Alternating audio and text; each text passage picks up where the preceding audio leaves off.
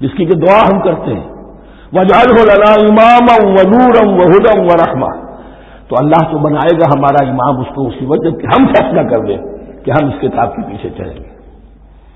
الَّذِينَ آتَيْنَاهُمُ الْكِتَابَ يَتْلُونَهُ حَقَّ تِلَاوَتِهِ أُولَٰئِكَ يُؤْمِنُونَ بِهِ، جو اللہ کی کتاب کی تلاوت کا حق ادا کرے اور اس کی پیروی بھی کرے، وہی ہے جو اس پر ایمان رکھتے ہیں۔ جو نہ تلاوت کا حق ادا کرے نہ پیروی کرے، وہ دعویٰ کریں کہ ہمارا ایمان ہے تورات پر اور کتاب پر، تو یہ دعویٰ جو ہے جھوٹا دعویٰ ہے۔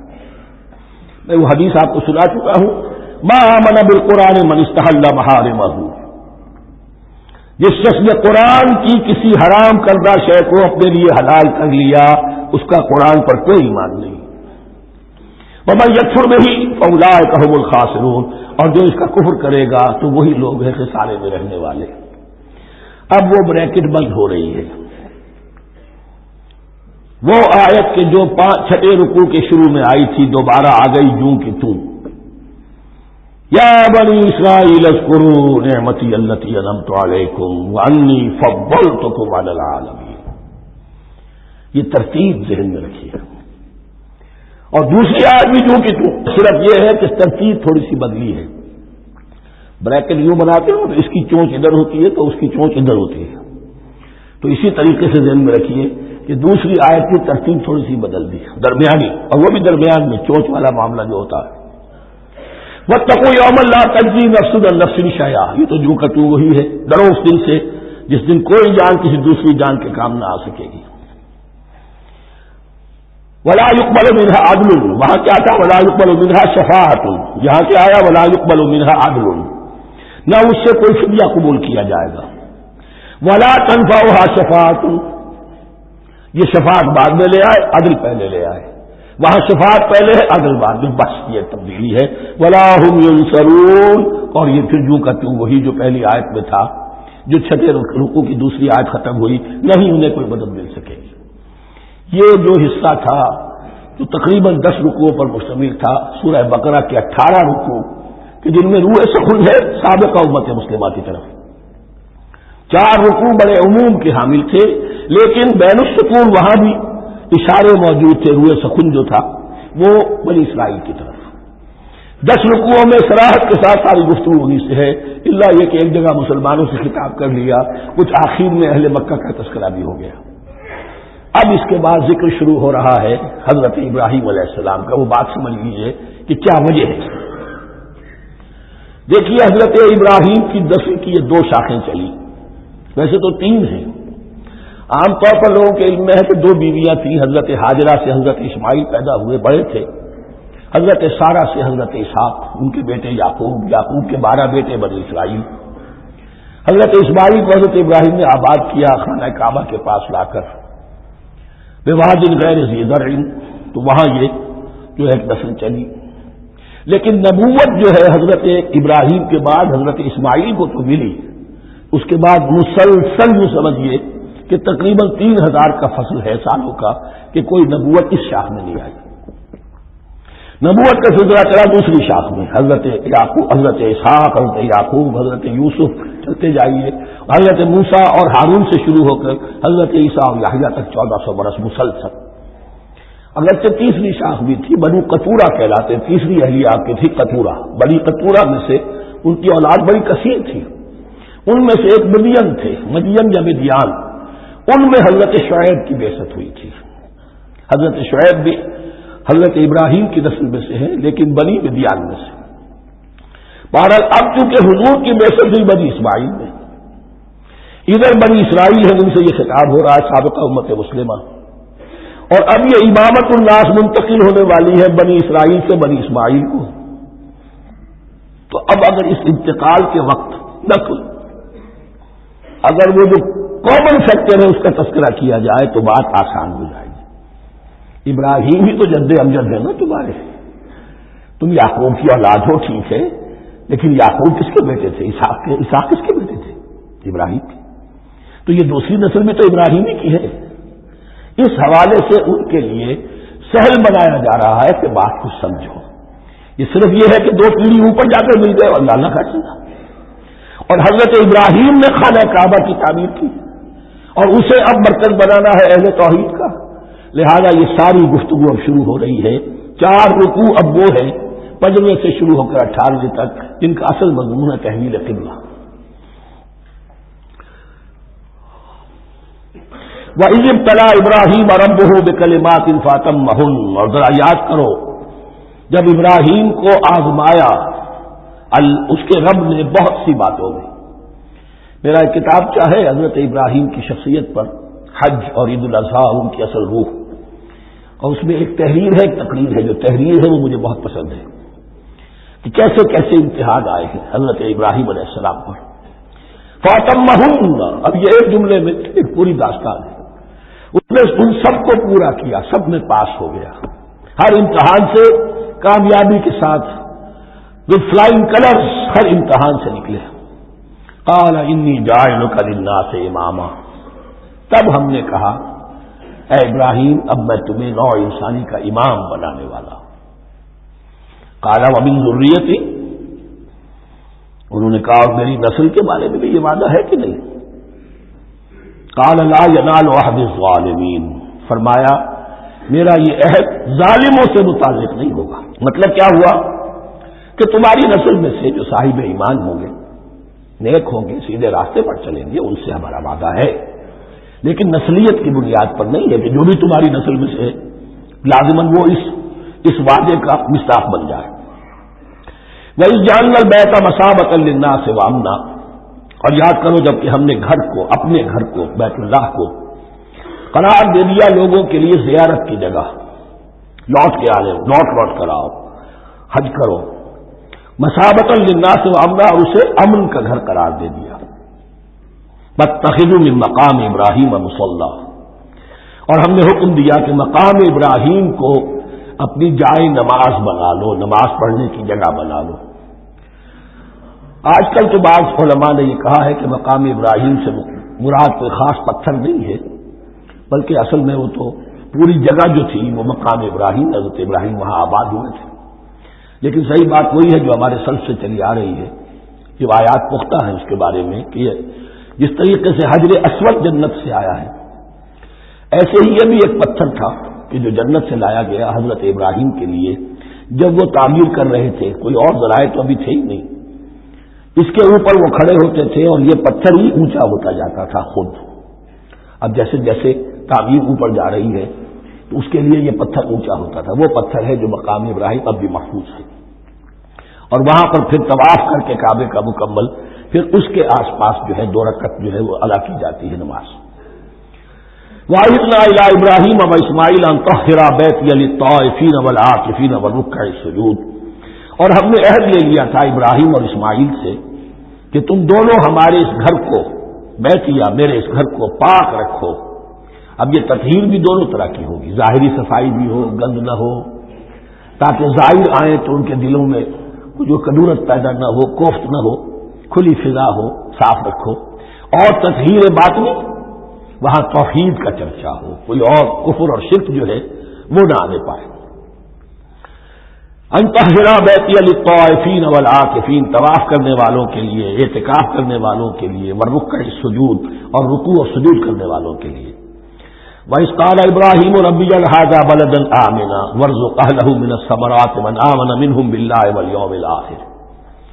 اور یاد کرو جب کہ ابراہیم نے کہا تھا اے میرے پروردگار اس گھر کو امن کی جگہ بنا دے اور اس کے رہنے والوں، اس کے ہاں آباد ہونے والوں کو یعنی بنی اسماعیل کے لیے ان کو رزق عطا فرما، میووں کا اور پھلوں کا. من آمن منہم باللہ والیوم الآخر. اب یہاں حضرت ابراہیم خود رک گئے کہ میں اپنی ساری اولاد کے لیے یہ دعا نہ کروں، اس لیے کہ وہاں روک دیا گیا تھا لا ینال عہد الظالمین، کہ جو بھی ان میں سے ایمان اور عمل صالح والے ہوں اور یوم آخر پر ایمان رکھتے ہوں. اجعل هذا البلد آمنا وارزق اهله من الثمرات من آمن منهم باللہ والیوم الآخر.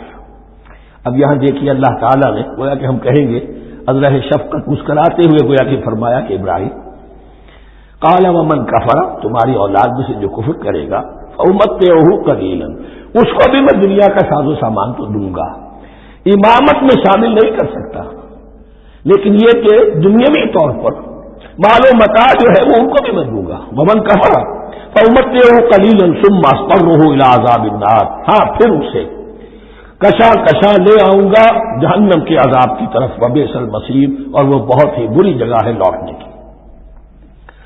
وَإِذْ يَرْفَعُ إِبْرَاهِيمُ الْقَوَاعِدَ مِنَ الْبَيْتِ وَإِسْمَاعِيلُ، اور یاد کرو جبکہ ابراہیم اٹھا رہے تھے ہمارے گھر کی بنیادوں کو، اور اسماعیل باپ بیٹا دونوں لگے ہوئے تھے۔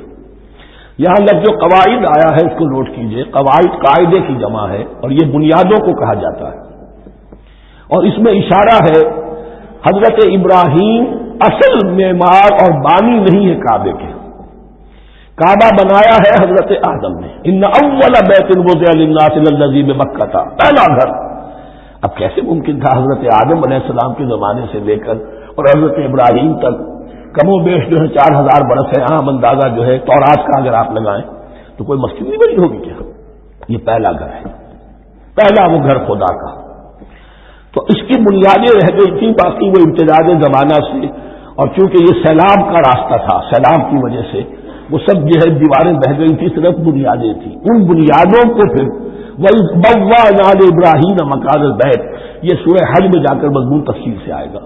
اب میں آئے گا کہتا ہوں، آ چکا ہے حقیقت کے اعتبار سے، اس لیے کہ یہ ساری مکی صورتیں ہیں جو نازل ہو چکی ہیں سورہ بقرہ سے بہت پہلے۔ تو جب وہ ان بنیادوں کو اٹھا رہے تھے تو دعائیں مانگ رہے تھے، ربنا تقبل منا انک انت السمیع العلیم، اے رب ہماری اس کوشش کو، ہماری اس مشقت کو، محنت کو قبول فرما۔ باہر گھر بنا رہے ہیں، پتھر اٹھا اٹھا کر لا رہے ہیں، حضرت اسماعیل کی عمر اس وقت لگ بھگ 13 برس ہے، ہاتھ بٹا رہے ہیں، ربنا تقبل منا انک انت السمیع العلیم، اے رب ہماری اس کوشش کو شرف قبول عطا فرما، یقیناً تو سب کچھ سننے والا اور جاننے والا ہے۔ ربنا وجعلنا مسلمین لک، اور اے رب ہمیں اپنا فرما بردار بنائے رکھ۔ نوٹ کیجئے ابراہیم کہہ رہے ہیں، تو میں اور آپ اگر مطمئن ہو جائیں کہ میری موت لازماً حق پر ہوگی تو بہت بڑا دھوکہ ہے۔ ڈرتے رہنا چاہیے، اللہ کی پناہ طلب کرتے رہنا چاہیے۔ ربنا وجعلنا مسلمین لک، اے اللہ ہم دونوں کو اپنا فرما بردار بنائے رکھ، ومن ذریتنا امۃ مسلمۃ لک، اور ہم دونوں کی نسل میں سے اٹھائیو برپا کی جو ایک امت جو تیری فرما بردار امت ہو۔ وارنا مناسکنا، اور اے پروردگار تیرا گھر تو ہم نے یہ بنا دیا، اب اس کے جو رسومات ہیں وہ ہمیں سکھا، جو مناسک حج ہیں، ارنا مناسک، اب کیسے حج کریں، کیا آداب ہوں گے، طواف کیسے ہوگا، کیا کریں گے، وتب علینا، اور ہم پر اپنی شفقت کی نظر فرما، انک انت التواب الرحیم، یقیناً تو ہی ہے بہت ہی زیادہ توبہ کا قبول فرمانے والا اور شفقت کے ساتھ رجوع کرنے والا اور رحم فرمانے والا۔ ربنا وبعث فیہم رسولا منہم، اور اے ہمارے پروردگار ہماری اس نسل میں، اب چونکہ ہماری نسل مراد ہے بنی اسرائیل اسماعیل کی نسل میں سے تو نہیں ہے، یہاں دونوں کی نسل سے مراد ہے تو وہ بنی اسماعیل، ہماری اس نسل میں اٹھائی ہو ایک رسول انہی میں سے، باہر کا نہ ہو، کوئی مغایرت کا اجنبیت کا پردہ حائل نہ ہو، وہ کیا کرے، یتلو علیہم آیاتک، تیری آیات ان کو پڑھ کر سنائے، وَيُعَلِّمُهُمُ الْكِتَابَ وَالْحِکْمَةَ، اور صرف سنائے نہیں، تعلیم دے انہیں کتاب اور حکمت کی۔ صرف سنا دینا تو بہت آسان کام ہے، سکھانا، تعلیم دینا، دلوں میں بٹھانا، اور حکمت، وَيُزَكِّيهِمْ، اور ان کو پاک کرے، ان کا تزکیہ کرے، ان کے دلوں میں تیری محبت اور آخرت کی طلب کے سوا کوئی طلب باقی نہ رہنے دے۔ انک انت العزیز الحکیم، یقیناً پروردگار تو ہی ہے زبردست اور کمال حکمت والا۔ وَمَن يَرْغَبُ عَن مِّلَّةِ إِبْرَاهِيمَ إِلَّا مَن سَفِهَ نَفْسَهُ، اور ایسا شخص کون سا ہوگا جو ابراہیم کے طریقے سے منہ موڑے۔ یہ رغبت کا نظر بھی زبان میں دونوں طرف جاتا ہے، رغبہ الی، کسی شے کی طرف رغبت ہونا، محبت ہونا، میلان ہونا، اور رغبہ عن، کسی شے سے متنفر ہونا، کسی شے سے ابا کرنا، اس کو چھوڑ دینا۔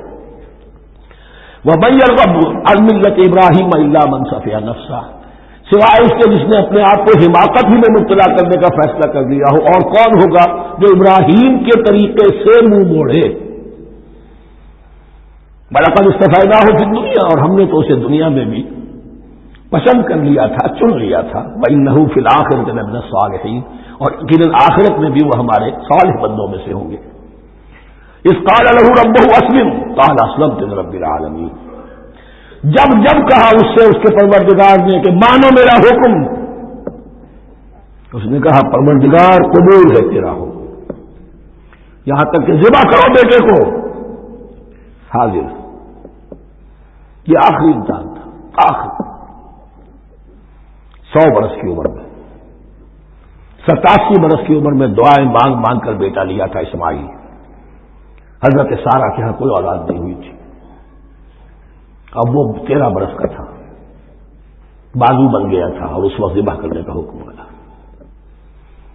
جب بھی کہا ہم نے مانو ہمارا حکم، قال اسلمت لرب العالمین. اللہ تعالی ہمیں بھی توفیق دے کہ اس کی پیروی کریں. وَوَصَّىٰ بِهَا ابراہیم وبنیہ ویعقوب، اور اسی کی وصیت کی تھی ابراہیم نے بھی اپنے بیٹوں کو اور یعقوب نے بھی. یا بنی، وہ کیا کی نصیحت ہے میرے بیٹو، ان اللہ اصطفیٰ لکم الدین، دیکھو اللہ نے تمہارے لیے دین کو پسند فرما لیا ہے. کون سا دین؟ فلا تموتن الا وانتم مسلمون، اور دیکھنا موت نہ آنے پائے مگر فرما برداری کی حالت میں. یہی بات آئے گی سورہ آل عمران میں مسلمانوں سے خطاب کر کے، یا ایھا الذین آمنوا اتقوا اللہ حق تقاتہ ولا تموتن الا وانتم مسلمون، اور ان الدین عند اللہ الاسلام ومن یبتغ غیر الاسلام دینا فلن یقبل منہ. ام کنتم شہداء اذ حضر یعقوب الموت، کیا تم اس وقت موجود تھے جب یعقوب کی موت کا وقت آیا؟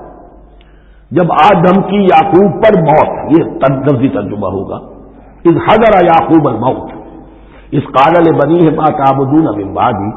حضرت یعقوب نے اپنے سارے بیٹوں کو جمع کیا، 12 کے 12، اور مصر میں پہنچ چکے تھے یہ حضرت یوسف علیہ السلام کے ذریعے سے، جو سورہ یوسف میں ساری کہانی آئے گی. وہاں انتقال ہوا تو انہوں نے اپنے بیٹوں کو جمع کیا. اس قال لبنیہ ما تعبدون من بعدی، میرے بعد تم کس کی پوجا کرو گے، کس کی پرستش کرو گے؟ یہ بات نہیں تھی کہ انہیں معلوم نہیں تھا، لیکن یہ کہ ایک میثاق، قول و قرار اور پختہ کرنے کے لیے. قالوا نعبد الہک و الہ آبائک ابراہیم و اسماعیل و اسحاق، تو کہا کہ ہم پوجیں گے، بندگی کریں گے، پرستش کریں گے آپ کے معبود کی اور آپ کے آبا ابراہیم، اسماعیل اور اسحاق کے معبود کی. اور یہ کوئی مختلف معبود نہیں، الہ واحد، وہ تو ایک ہی الہ ہے. وَنَحْنُ لَهُ مُسْلِمُونَ، ہم اس کے لیے اس کے سامنے سر جھکاتے ہیں، اسی کی فرما برداری کا اقرار کرتے ہیں. تِلْكَ أُمَّةٌ قَدْ خَلَتْ، یہ آج 2 مرتبہ آئے گی اسی رکوع میں.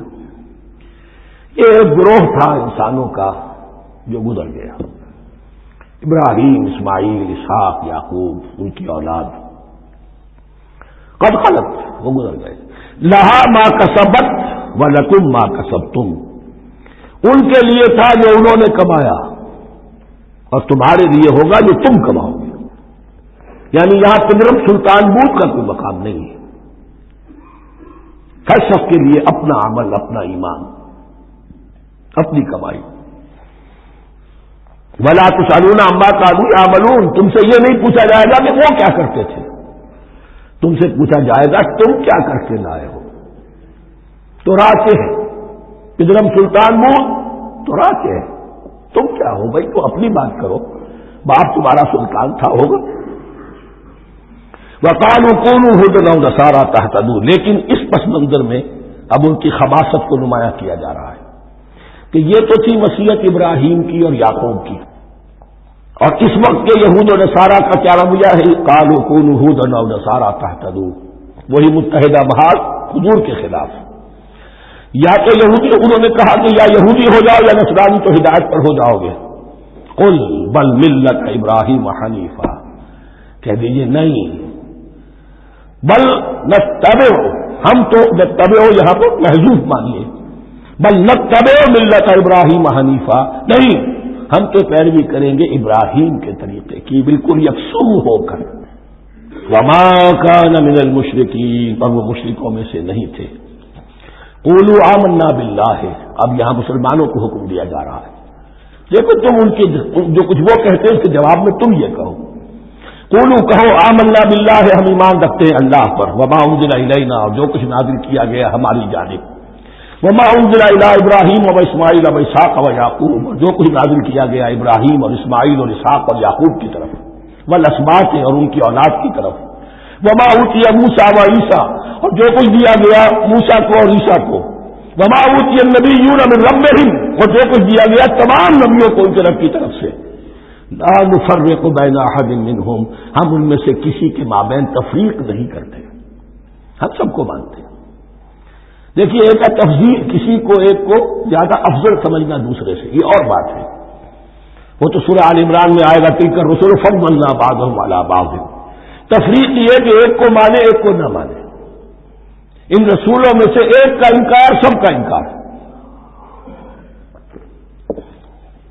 لا نفرق بین احد منہم ونحن له مسلمون، اور ہم نے تو اسی کی فرما برداری کا قلادہ اپنی گردن میں ڈال دیا ہے۔ فَإِنْ آمَنُوا بِمِثْلِ مَا آمَنْتُمْ، پھر اے مسلمانوں اگر یہ بھی ایمان لائے یہود اور نصارہ بالکل اسی طرح جیسے تم ایمان لائے ہو، نو کمپرومائز، ٹھیک ٹھیک وہی دین اختیار کریں، وہی راستہ جو کہ محمد کے ذریعے سے تمہیں دیا گیا صلی اللہ علیہ وسلم، فَإِنْ آمَنُوا بِمِثْلِ مَا آمَنْتُمْ بِهِ فَقَدِ اهْتَدَوْا، تب وہ ہدایت پر ہوں گے۔ وَإِنْ تَوَلَّوْا، اور اگر وہ پیٹھ موڑ لے، فَإِنَّمَا هُمْ فِي شِقَاقٍ، تو اس کے معنی یہ ہے کہ وہ زدم زدہ میں اور دشمنی کے اندر وہ مبتلا ہو چکے ہیں۔ فَسَيَكْفِيكَهُمُ اللَّهُ، تو اے نبی آپ کے لیے ان کے مقابلے میں اللہ کافی رہے گا، آپ فکر نہ کریں، آپ کسی کمپرومائز کی دعوت کی طرف توجہ ہی نہ دیں، کچھ دو کا معاملہ سوچیں بھی نہ، ان کی مخالفتوں سے آپ مرعوب نہ ہوں، ان کی دھمکیوں کا کوئی اثر نہ رہے۔ فَسَيَكْفِيكَهُمُ اللَّهُ، اللہ کافی رہے گا آپ کے لیے ان سب کے مقابلے میں، وَهُوَ السَّمِيعُ الْعَلِيمُ، اور یقیناً وہ سب کچھ سننے والا اور جاننے والا ہے۔ ایسا نہیں ہے کہ اسے معلوم نہ ہو کہ آپ اس وقت کن حالات میں ہیں، کیسی مشکلات میں ہیں، کس طرح کی نازک صورتحال دن بدن جو ہے شکل بدل رہی ہے، لیکن آپ قائم ہیں۔ یہ ہے جگہ جہاں پر خون پڑا ہوا ہے، اس نسخے میں جو حضرت عثمان تلاوت فرما رہے تھے، اور اس وقت باغیوں نے انہیں شہید کیا ہے، ان کی زوجہ محترمہ نائلہ، انہوں نے بچانا چاہا ہے، ان کی انگلیاں کٹ گئیں اور خون جو ہے وہ فَسَيَكْفِيكَهُمُ اللَّهُ، ان الفاظ پر وہ خون پڑا ہے، وہ دبا بھی موجود ہے۔ وَهُوَ السَّمِيعُ الْعَلِيمُ، اور وہ سب کچھ سننے والا اور جاننے والا ہے۔ صبغۃ اللہ، کیا مانی یہاں پر بھی ایک آپ کو محذوف ماننا ہوگا، اخترنا صبغۃ اللہ، ہم نے تو اختیار کر لیا ہے اللہ کے رنگ کو، ومن احسن من اللہ صبغۃ ونحن له عابدون، اور اللہ سے بہتر رنگ کس کا ہوگا، اور ہم تو بس اسی کی بندگی، اسی کی پرستش کرنے والے ہیں۔ قل اتحاجوننا فی اللہ وهو ربنا وربکم، اے نبی ان سے کہیے کہ کیا تم ہم سے محاجہ کر رہے ہو، حجت بازی کر رہے ہو، جھگڑ رہے ہو، دلیل بازی کر رہے ہو اللہ کے بارے میں؟ وَهُوَ رَبُّنَا وَرَبُّكُمْ، وہ تو ہمارا رب بھی ہے تمہارا رب بھی ہے، رب تو ایک ہے، رب بھی ایک، اس کا دین بھی ایک، ہاں شریعتوں میں فرق ہوا۔ قُلْ أَتُحَاجُّونَنَا فِي اللَّهِ وَهُوَ رَبُّنَا وَرَبُّكُمْ وَلَنَا أَعْمَالُنَا وَلَكُمْ أَعْمَالُكُمْ، رب تو ہمارا بھی وہ تمہارا بھی وہ، البتہ ہمارے لیے ہوں گے ہمارے عمل، تمہارے لیے ہوں گے تمہارے عمل۔ وَنَحْنُ لَهُ مُخْلِصُونَ، اور ہم تو اس کے لیے اپنے آپ کو خالص کر لینے والے ہیں۔ یہ ذرا 3 الفاظ یہاں پہ نوٹ کر لیجئے، یہ میرے اور آپ کے لیے لمحہ فکریہ ہیں۔ نحن لہو مسلمون، 136ویں آیت اس پر ختم ہوئی، ہم اس کے سامنے سر تسلیم خم کرتے ہیں، ان میں سے تو ہم بھی شامل ہیں۔ نحن لہو عابدون، آیت نمبر 138، ہم اس کی بندگی کرنے والے ہیں، اسی کی بندگی کرنے والے ہیں۔ تو صرف اسلام نہیں، عبادت اور ٹوٹل عبادت، ٹوٹل بندگی، پوری زندگی میں اس کے ہر حکم کی پیروی اور اطاعت۔ اس سے آگے بات آئی وَنَحْنُ لَهُ مُخْلِصُونَ، یہ عبادت اخلاص کے ساتھ نہیں ہے تو منافقت ہے۔ اس عبادت سے کوئی دنیا کی منفعت پیش نظر نہ ہو، سوداگری نہیں، یہ عبادت خدا کی ہے۔ دنیا بنانا، دنیا کمانا، دین کو ذریعہ بنانا، اس سے بڑی اور اس سے گری ہوئی کوئی حرکت نہیں۔ اخلاص، حضور نے فرمایا من صلی یرائی فقط اشرکا ومن صام یرائی فقط اشرکا ومن تصدق یرائی فقط اشرکا، جس نے نماز پڑھی دکھانے کے لیے اس نے شرک کیا، جس نے روزہ رکھا دکھانے کے لیے اس نے شرک کیا، اور جس نے صدقہ خیرات دیا دکھانے کے لیے اس نے شرک کیا۔ وَنَحْنُ لَهُ مُخْلِصُونَ، نَحْنُ لَهُ مُسْلِمُونَ، نَحْنُ لَهُ عَابِدُونَ، نَحْنُ لَهُ مُخْلِصُونَ۔ اللهم ربنا اجعلنا منهم، اللهم ربنا اجعلنا منهم۔ ام تقولون ان ابراہیم واسماعیل واسحاق ویعقوب والاسباط كانوا هودا او نصارى، کیا تمہارا کہنا یہ ہے کہ ابراہیم اور اسماعیل اور اسحاق اور یعقوب اور ان کی اولاد یہودی تھے یا نصرانی تھے؟ تم جو کہتے ہو کہ یا یہودی ہو جاؤ یا نصرانی تب ہدایت پاؤ گے، تو ابراہیم یہودی تھے یا نصرانی تھے؟ اور اسحاق اور یعقوب اور یوسف اور موسیٰ اور عیسیٰ یہ کون تھے؟ یہی بات آج مسلمانوں کو سوچنی چاہیے۔ محمد رسول اللہ ان کے اصحاب دیوبندی تھے یا بریلوی تھے یا اہل حدیث تھے یا شیعہ تھے یا سنی تھے؟ ان تقسیموں سے اوپر ہونے کی ضرورت ہے۔ اللہ کے ساتھ اخلاص کا تقاضا یہ ہے، ٹھیک ہے ایک فقہی مسلک کے اعتبار سے ایک شخص کسی مسلک کی پیروی کر رہا ہے، لیکن اپنے آپ کو اس سے آئیڈینٹیفائی کرانا اور اس مسلک کو مقدم رکھنا دین پر، اور اس مسلک ہی کے لیے محنت اور مشقت اور بھاگ دوڑ تبلیغ ہو رہی ہے اسی کی، یہ چیز بالکل اس اصل حقیقت کے خلاف ہے کہ جو اللہ کے دین نے ہمیں سکھائی ہے۔ ام تقولون ان ابراہیم واسماعیل واسحاق ویعقوب والاسباط كانوا هودا او نصارى قل انتم اعلم ام اللہ، کہیے ان سے کہ تم زیادہ جانتے ہو یا اللہ زیادہ جانتا ہے۔ من اظلم ممن كتم شهادة عنده من اللہ، کان کھول کر سن لو، اس سے بڑھ کر ظالم کون ہوگا جس نے اللہ کی ایک گواہی جو اس کے پاس تھی اسے چھپا لیا۔ تمہارے پاس گواہیاں ہیں، علماء یہود جانتے تھے یہ اللہ کے رسول ہیں جن کے ہم منتظر تھے، اس گواہی کو چھپائے بیٹھے۔ ومن اظلم ممن كتم شهادة عنده من اللہ وما اللہ بغافل عما تعملون، اور اللہ ہرگز غافل نہیں ہے ان سے جو تم کر رہے ہو۔ تلک امۃ قد خلت، یہ گروہ مقدس جماعت تھی یہ جس کے یہ گلے سرسبت تھے، یہ گزر گئے۔ لہا ما کسبت ولکم ما کسبتم، جو کمائی انہوں نے کی، جو عمل انہوں نے کمائے وہ ان کے لیے، تمہارے لیے نہیں۔ تمہارے لیے وہ ہوگا جو تم کماؤ گے۔ ولا تسألون عما كانوا يعملون، اور تم سے ان کے عمل کے بارے میں نہیں پوچھا جائے گا کہ انہوں نے کیا کیا، تم سے سوال یہ ہوگا کہ تم نے کیا کیا۔ بارک اللہ لی ولکم فی القرآن العظیم ونفعنی وإیاکم بالآیات والذکر الحکیم۔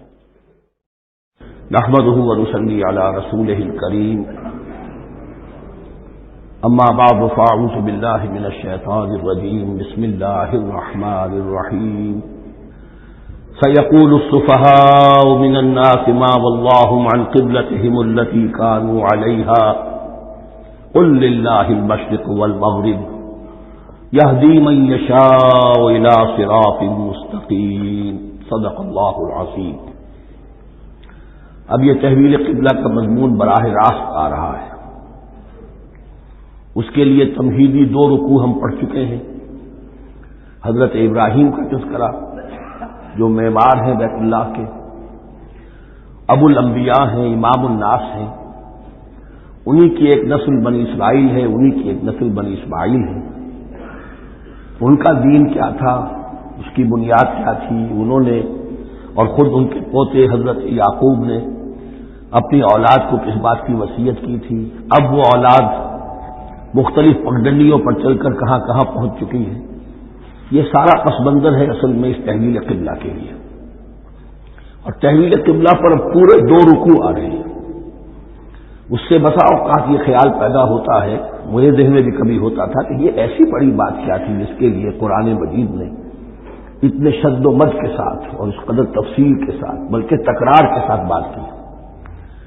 تو اصل میں اس کو یوں سمجھیے کہ ایک خاص مذہبی ذہنیت ہوتی ہے، اور وہ مذہبی ذہنیت یہ ہوتی ہے کہ اعمال کے ظاہر پر ان کی توجہ زیادہ مرکوز ہو جاتی ہے، اعمال کی جو روح ہے زیادہ اس کی طرف توجہ نہیں ہوتی۔ عوام الناس کا معاملہ یہی ہو جاتا ہے، ظواہر پر، رسومات پر، جو ظاہری شکلیں ہیں ان کی اہمیت، جو اصل دین ہے، روح دین ہے، جو مقاصد دین ہے، ان کی طرف توجہ نہیں ہوتی۔ نتیجہ یہ ہوتا ہے کہ ظاہر میں ذرا سا فرق انہیں بہت محسوس ہوتا ہے، ذرا سا فرق ہو گیا، کسی نے رفع دین کر لیا، قیامت آ گئی، معلوم ہوا یہ کوئی اور ہی آ گیا ہماری مسجد میں، یہ کون ہے؟ کسی نے آمین ذرا اونچا کہہ دیا، پھر قیامت آ گئی۔ یہ ساری چیزیں جو یہ خاص ایک ذہنیت ہوتی ہے، اس ذہنیت کے پس منظر میں یہ مسئلہ چھوٹا نہیں تھا۔ ایک تو یہ کہ جو قبائلی اور قومی پس منظر تھا اس کے حوالے سے سمجھیے، مکے میں جو لوگ ایمان لائے، ظاہر بات ہے ان سب کو عقیدت تھی خانہ کعبہ کے ساتھ، خود حضور کو تھی، آپ روتے ہوئے نکلے ہیں اور آپ نے یہ فرمایا تھا کہ اے کعبہ مجھے تجھ سے بڑی محبت ہے،